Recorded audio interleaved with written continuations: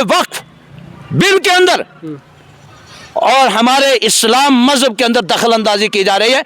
मैं अपने मुल्क के वजीर आजम से ये कह देना चाहता हूँ, सिर्फ आप अपने नारे को याद रखें कि जो आपने ये कहा था कि सबका साथ, सबका विकास, सबका साथ, वो आप भूल गए।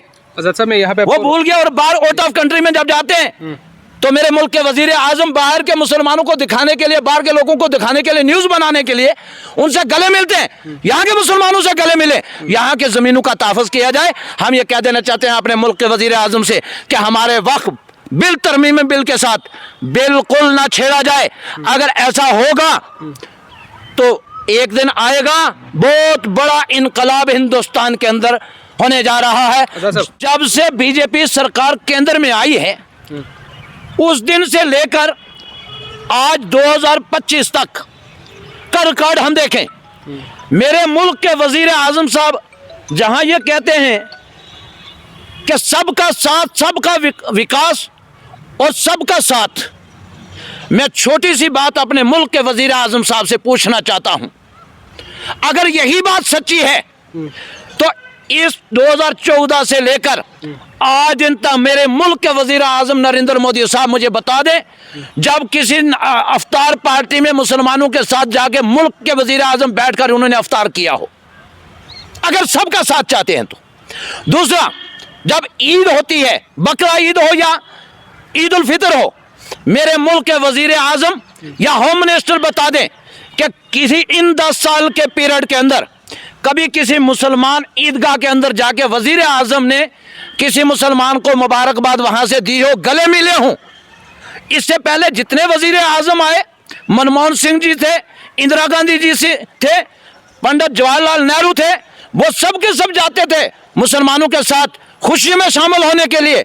और मुसलमान भी होली और दिवाली पे उनके साथ, हिंदू भाइयों के साथ जाके खुशी के साथ जो है खड़े होते थे और आज भी खड़े होते हैं।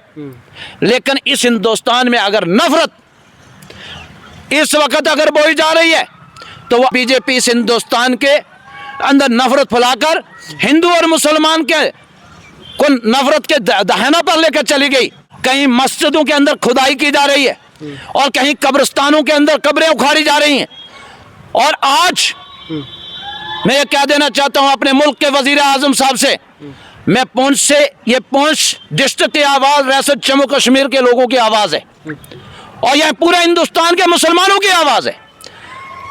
जहां हम अंग्रेजों को इस हिंदुस्तान से विदा कर सकते हैं और इंशाअल्लाह अज़ीज़ वो दिन दूर नहीं जब सब्र का पैमाना लबरेज हो जाएगा, ये मुसलमान भी जागेंगे और इंशाअल्लाह बीजेपी का भी दिल्ली से विदाई का वक्त तय हो जाएगा।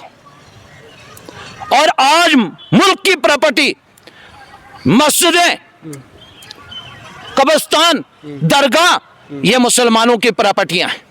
मुसलमान लोगों ने वक्फ किया अपनी कौम के लिए, ताकि, और मुसलमान कौम का भी एक बहुत बड़ी गलती मैं ये कहूँगा हमारी कौम की भी है कि उन्होंने इस वक्फ की प्रॉपर्टी को चोरी और डाका करके बेचना नहीं था। कुछ लोगों ने ऐसा भी किया, लेकिन इसके अंदर यूनिवर्सिटियां बनानी चाहिए से वक्फ के पैसे से, अच्छे हॉस्पिटल बनवाने चाहिए थे, अच्छे अच्छे जो है लोग डॉक्टर इंजीनियर बनाने थे।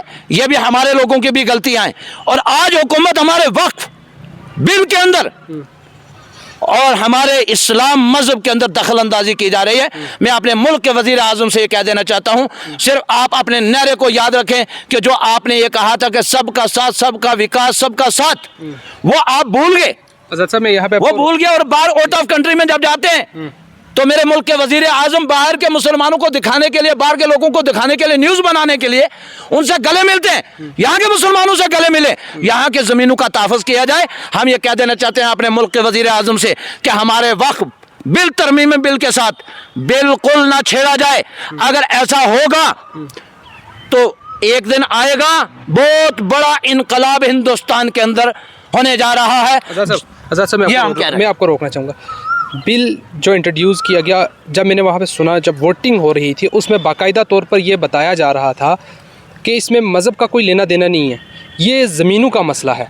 मज़हब अपनी जगह है, ये ज़मीनों के मामलात हैं और इस पे निगाह रखनी बहुत ही ज़रूरी है। क्यों? क्योंकि इसमें बहुत सारे स्कैम हुए। तो आपको क्यों नहीं लगता कि इस पे गवर्नमेंट की निगाह होनी चाहिए, क्योंकि जो बड़े बड़े घोटाले हुए हैं, यहाँ तक कि कहा गया कई लोगों से जब मैंने बातचीत की तो उसमें कहा गया कि कई लोगों ने ज़मीनें जो हैं वक्फ की हुई वो बेच दी, हालांकि ये बेच नहीं सकते। तो क्या सर काजमी साहब आपका बहुत अच्छा सवाल है। मैं ये पूछना चाहता हूँ, कोई भी हमारे हिंदू भाइयों का ट्रस्ट है, उनकी कोई मंदिर है जहाँ कोई उनका अपना बड़ा स्थान है, वहाँ किसी मुसलमान को, किसी मौलवी को, किसी आलिम को वहाँ को मेंबर बनाएंगे? गुरुद्वारे हैं हमारे सिख भाइयों के, वहाँ किसी मुसलमान को या हिंदू को उस कमेटी का अध्यक्ष बनाएंगे?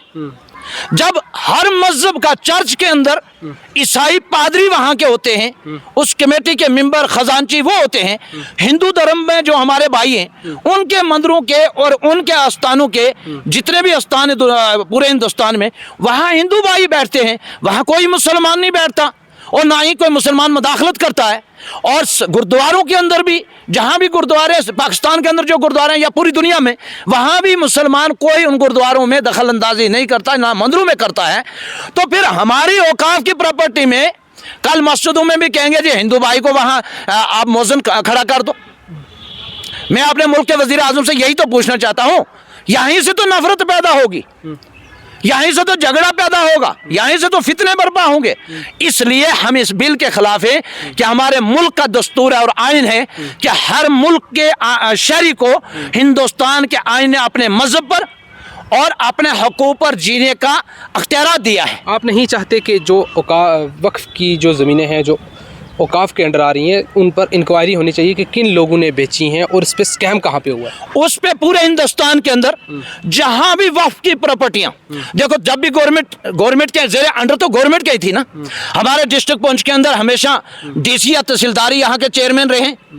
तो मैं ये कहूँगा पूरे हिंदुस्तान में जहां भी वक्फ की प्रॉपर्टी की खुर्द-बुर्द की गई उसकी हुकूमत इंक्वायरी करे, हम हुकूमत का साथ देंगे, लब्बैक कहेंगे। लेकिन डिस्ट्रिक्ट पुंछ के अंदर भी जो औकाफ की प्रॉपर्टी है, मैं ये भी कहना चाहता हूँ, डिस्ट्रिक्ट पुंछ के अंदर भी जो प्रॉपर्टी है वक्फ की मुसलमानों की, उसके ऊपर भी जहाँ जहाँ कब्जे हैं और जहाँ जहाँ बिक्री हुई, इसकी भी सीबीआई इंक्वायरी होनी चाहिए। और जिन्होंने बेची, या वो ऑफिसर या वो मुसलमान जिन्होंने इस कौम को लूटा और खाया, उनको भी कुफ्र करदार तक पहुँचाना चाहिए। मैं ये मांग करूँगा।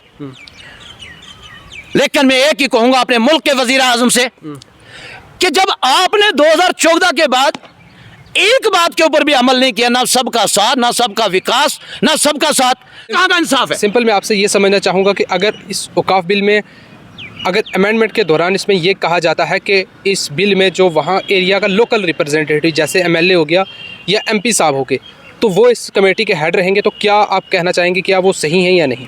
मैं ये कहता हूं कि हिंदू भाइयों की जो प्रॉपर्टी है, चाहे मंदिर हो, चाहे गुरुद्वारे हो, चाहे चर्च हो, वो हर मजहब के अपने अपने पेशवाओं को और अपने अपने लोगों को उनकी नुमाइंदगी दी जाए और गवर्नमेंट की उस पर सख्त निगरानी हुकूमत की होनी चाहिए। तहफ़्फ़ुज़ करना और हकूक दिलवाना, जिसके पास जो प्रॉपर्टी है वो उसको खाली करवा के उसको हक मिलना चाहिए। नाज़रीन करम, ये थे हमारे साथ सोशल एक्टिविस्ट आज़ाद चौहान, जिन्होंने औकाफ अमेंडमेंट बिल पे मज़ीद बातचीत करते हुए जो कुछ कहा बाकायदा तौर पर आपने सुन लिया। कमेंट बॉक्स में अपनी राय आप ज़रूर रखा करें।